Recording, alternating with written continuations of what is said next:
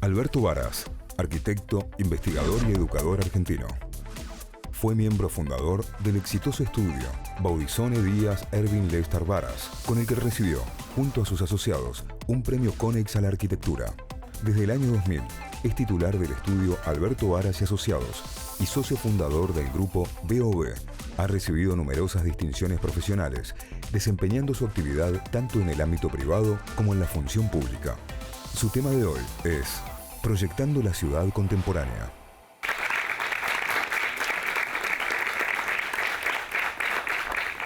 Les agradezco la presencia de ustedes acá y esta mañana vamos a hablar de las ciudades y de la arquitectura y de algunas otras palabras que tienen que ver con el tema de proyectar las ciudades, como las infraestructuras, el paisaje, los grandes edificios que generan y las grandes piezas urbanas que también generan el ambiente físico de la ciudad.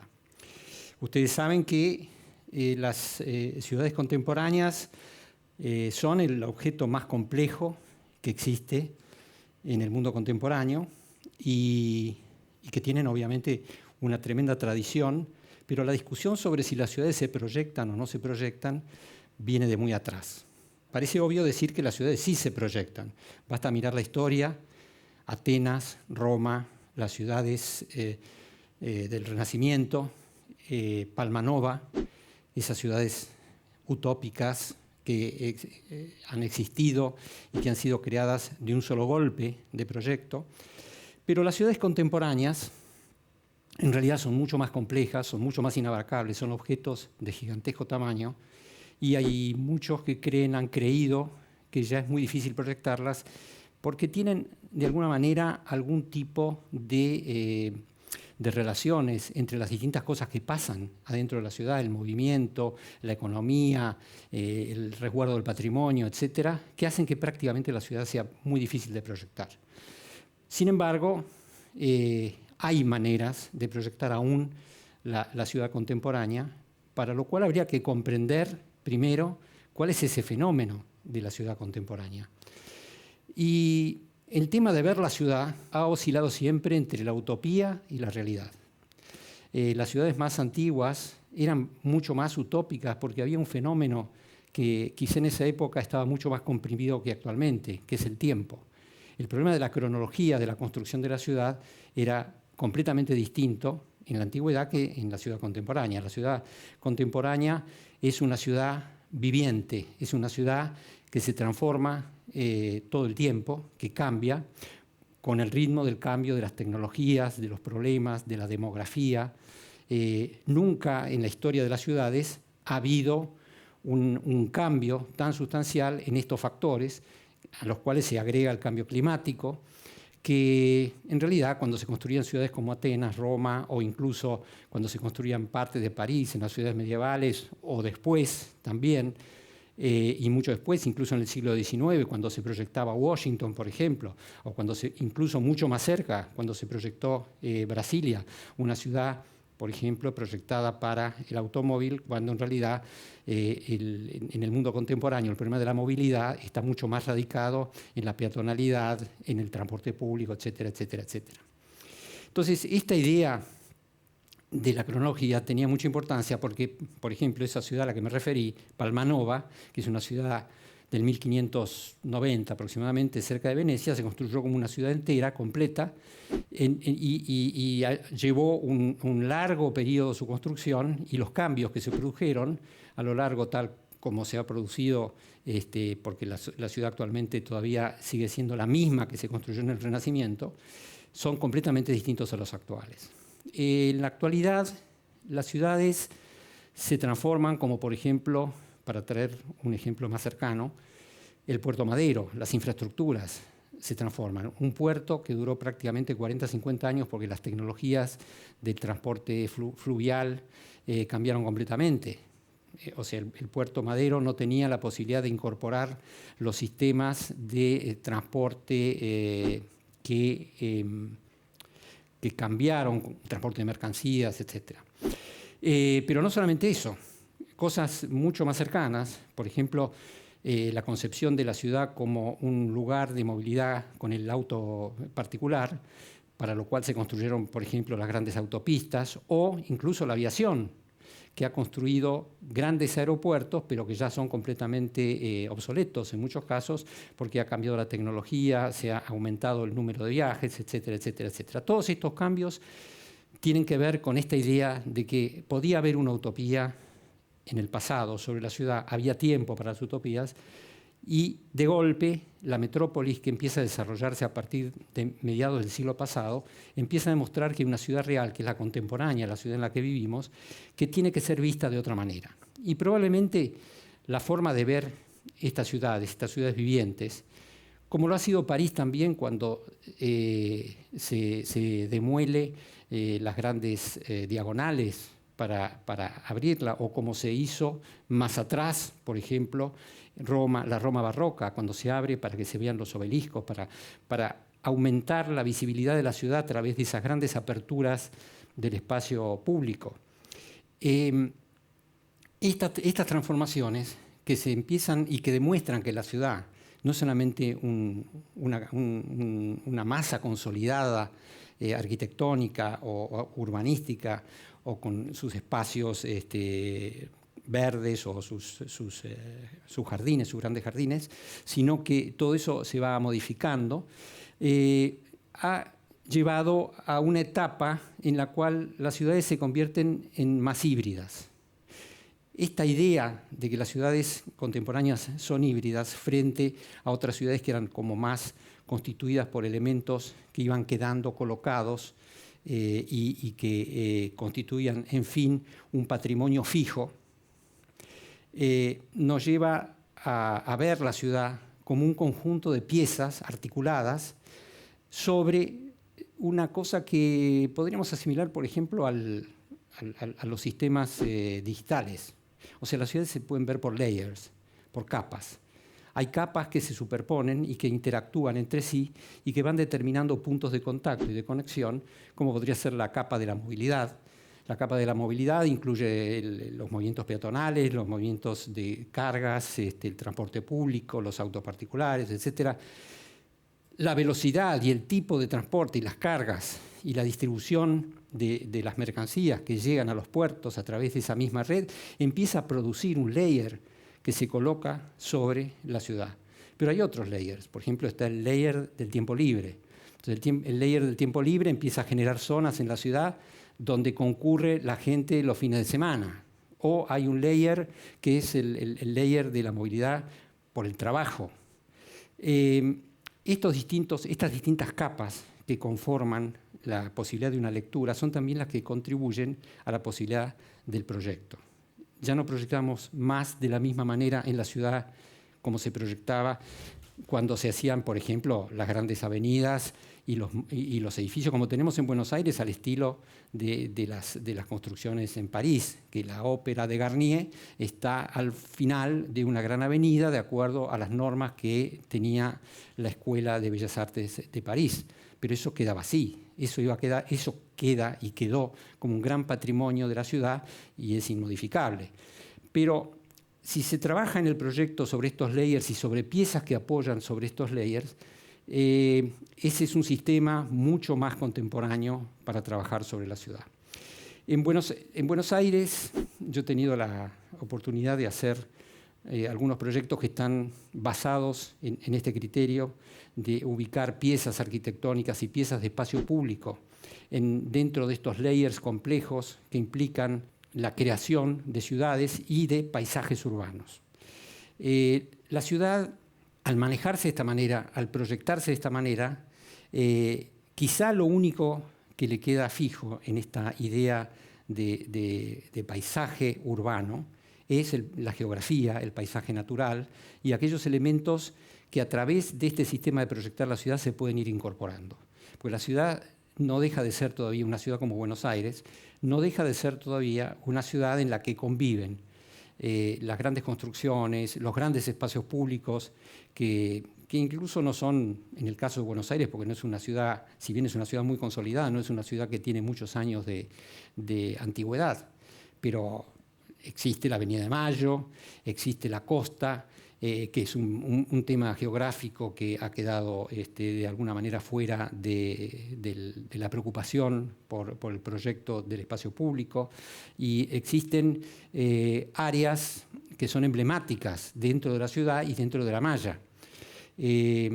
O sea, esos espacios públicos siguen teniendo vigencia y son los que nos conectan patrimonialmente con la base sobre la que trabajamos. Pero hay otros lugares donde se producen cosas completamente distintas. Por ejemplo, las playas ferroviarias, que ya no tienen la funcionalidad que tenían en su momento, han quedado además en el medio de una trama construida que las ha dejado envueltas sin posibilidad ni de desarrollarse, ni de cumplir una función que ya no es la misma que cuando fueron creadas a principios del siglo XX.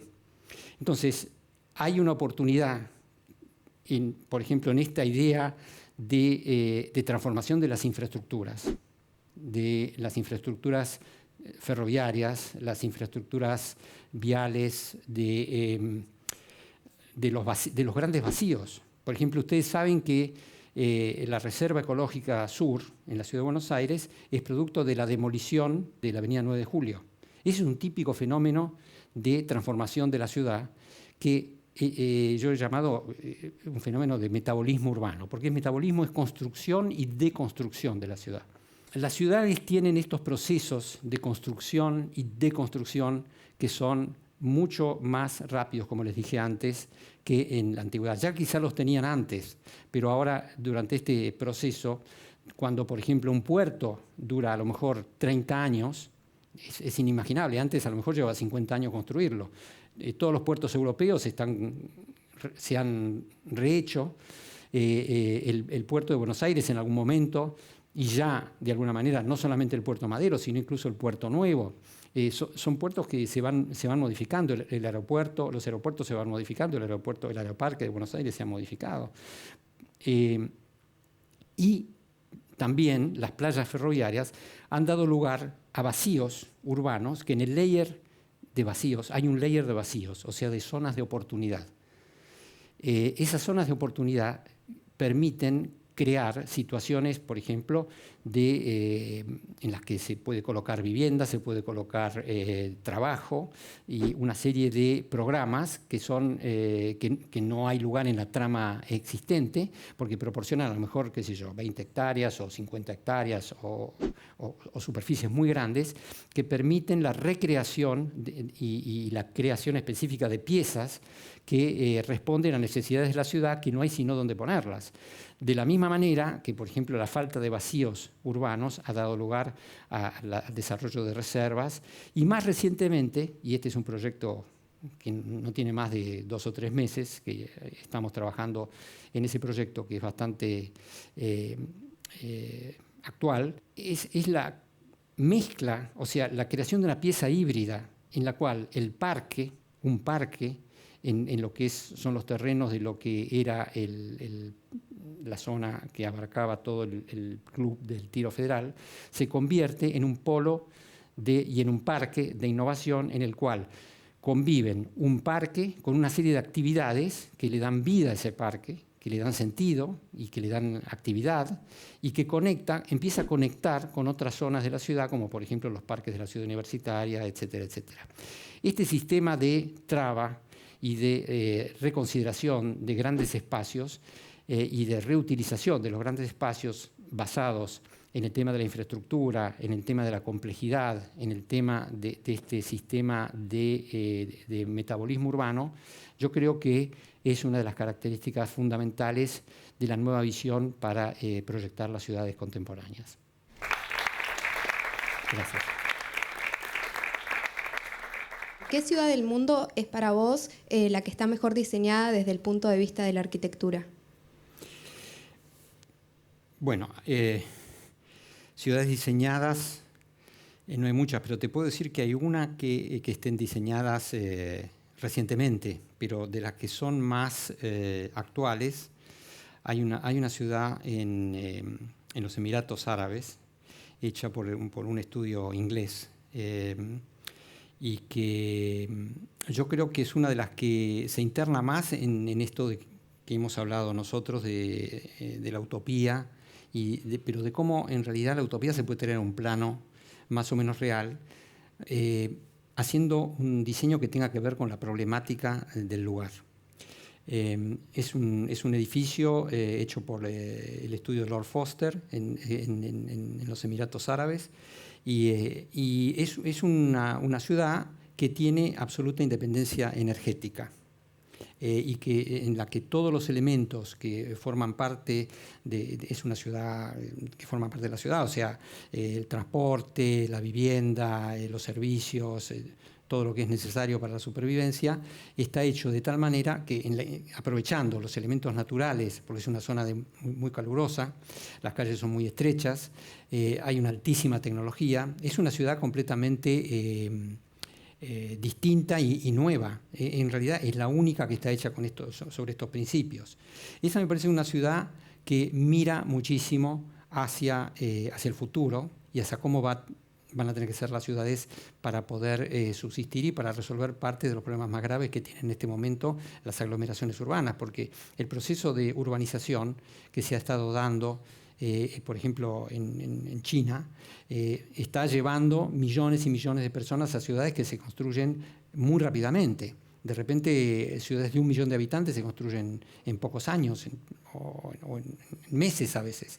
Y esto normalmente no se está haciendo tomando en cuenta la problemática, por ejemplo, del planeta, etcétera, que en realidad, de alguna manera, esta ciudad toma como un ejemplo de lo que habría que hacer. Esa me parece que es una ciudad que mira a esta cuestión de la utopía del futuro como más económicamente, por decirlo en el mejor sentido de la palabra. Después, a mí me parece que Buenos Aires es una de las grandes ciudades del mundo, porque es una ciudad que tiene un enorme potencial, que no está degradado, que está en muy buen estado. Es una ciudad joven, es una ciudad que tiene oportunidades de transformarse hacia una cantidad de servicios de infraestructura portuaria, aérea,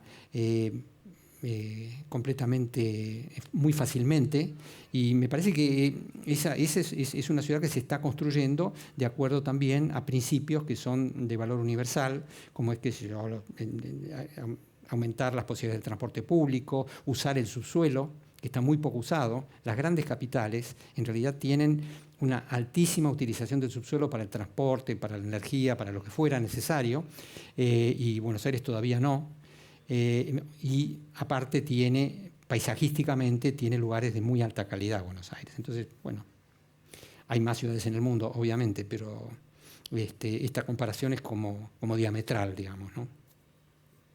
Respecto a lo que habías mencionado de concepto de ciudad viviente y ciudades híbridas, se me viene, asumo que cada vez la tecnología se integra cada vez más a las ciudades, y si en la incorporación de las nuevas formas de encarar lo arquitectónico, lo tecnológico y virtual está cada vez más considerado dentro de lo viviente de esas ciudades.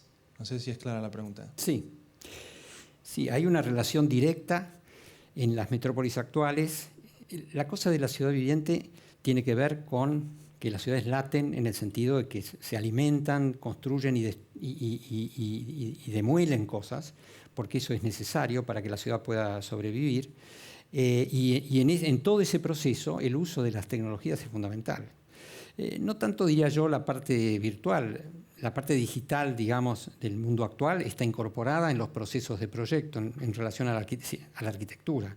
O sea, yo que tengo algunos años más que todos ustedes, he pasado del sistema analógico al sistema digital y he visto la enorme transformación que ha significado este paso en las tareas instrumentales del proyecto. Eso es enorme. Y en la ciudad pasa lo mismo. O sea, no es lo mismo un tren que va a 50 km por hora que uno que va a 400 km por hora. eso modifica completamente las condiciones de, por de pronto, el concepto de proximidad, porque todavía acá tenemos la mala suerte que para ir a Jujuy hacen falta 2 días. Pero hay lugares donde podés hacer 1000 kilómetros en, a lo mejor, qué sé yo, en 3 horas, porque el tren va a 300 kilómetros por hora. Entonces, eso cambia además la idea de cómo se lee la ciudad, porque al cambiar estas cosas, al cambiar la idea de proximidad, al cambiar la idea de conexión, antes se creía que por un lado estaba la ciudad construida, el artificio, y por otro lado estaba la naturaleza, y no había nada en el medio. Ahora nosotros nos damos cuenta que eso no es posible, que eso era los parques decimonónicos en Palermo, por ejemplo, en Buenos Aires, y qué sé yo, la Avenida de Mayo. Eso era el artificio por un lado, la naturaleza por otro. Las ciudades híbridas son ciudades en las que las dos cosas conviven y entonces las dos se benefician una de la otra. Y eso es una intención de proyecto, pero a la vez es una realidad de la complejidad de la vida en la que la gente probablemente tenga tiempo cuando está en su trabajo para ir a pasar un rato a los lugares, a distraerse un rato o a tomar un café en un bar, en una planta baja. Mi pregunta es, ¿qué lo inspiró a ser arquitecto? ¿Perdón? ¿Qué lo inspiró a ser arquitecto? Es una buena pregunta esa. Mira, yo te podría decir que es porque tenía un tío que era ingeniero civil que construyó la casa donde yo viví cuando era chico, por ejemplo, y que me gustaba eso que hacía, que era levantar una casa de 2 plantas y yo vi cómo se levantaba y me gustó. Pero por otro lado, también yo no empecé por la arquitectura sola. Empecé por la arquitectura y la sociología, la filosofía. Iban las dos al mismo tiempo. Hasta que me di cuenta que quería hacer algo con las manos. Y la filosofía es muy abstracta, es muy interesante, me iba muy bien. Y en realidad, pero me di cuenta que la arquitectura es algo que se hace con las manos, aunque ahora se haga con los dedos en la computadora, pero no deja de ser algo que no se debería perder, que uno va armando con sus propias manos, con sus modelos, con la idea de lo físico, o sea, la idea de transformación. O sea, la arquitectura tiene esa satisfacción tremenda para el que la ejerce, que de donde no había nada, empieza a haber algo que ha sido elaborado desde tu capacidad intelectual y desde tus manos y desde tu capacidad para hacer un modelo o manejar la computadora o hacer un render o lo que tengas que hacer. Pero el paso ese del vacío, de la nada, al algo que empieza a cumplir una función, que satisface las necesidades sociales, que satisface las necesidades de las personas, eso es muy satisfactorio, además de tener un enorme valor estético, porque estamos construyendo el lugar donde vive toda esta sociedad, que es nuestra sociedad actual. Y si nos equivocamos, esto queda a la vista. Y si lo hacemos bien, es una tremenda satisfacción para los autores y para la sociedad en la que vivimos. Quería preguntarle, ¿cuál fue el proyecto más difícil en el que trabajó? Todos son difíciles. No hay ningún proyecto que no sea difícil, porque son todos difíciles porque vos ponés sobre cada proyecto una aspiración al más alto nivel. Si no, es fácil. O sea, lo vas resolviendo. O sea, siempre, yo me acuerdo que en un momento se discutía mucho si la arquitectura era una disciplina de problem solving. O sea, solo resolvemos problemas. No es así. O sea, resolvemos los problemas, pero es algo más, porque la arquitectura tiene significado y entonces estás agregando algo. Yo te diría que más que, por ejemplo, hay proyectos que los he seguido 15 años. Eso es difícil, porque además ni me lo pagaban. O sea, lo hice para mantener la calidad de un proyecto, como por ejemplo el Parque de la Memoria, que el Parque de la Memoria fue un concurso. Yo he hecho muchos concursos en mi carrera, la mayor parte de mi obra es toda por concurso. Y la verdad que la enorme satisfacción que a mí me da el nivel logrado en ese parque, me parece que no diría que ha sido el más difícil, quizás ha sido el que más me ha demandado tiempo de dedicación, pero la verdad que lo he hecho con una tremenda satisfacción y el resultado es muy importante, y más teniendo en cuenta que hay muy poca construcción en el parque.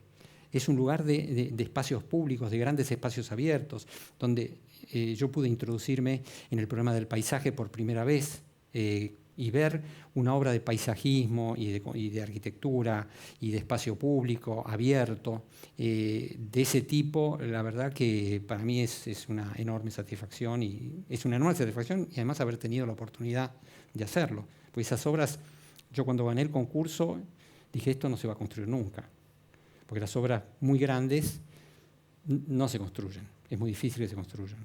Yo tengo experiencia de muchísimos concursos de obras de gran tamaño que no se terminan construyendo. Pero esta se terminó, quedó muy bien, y bueno, es una satisfacción.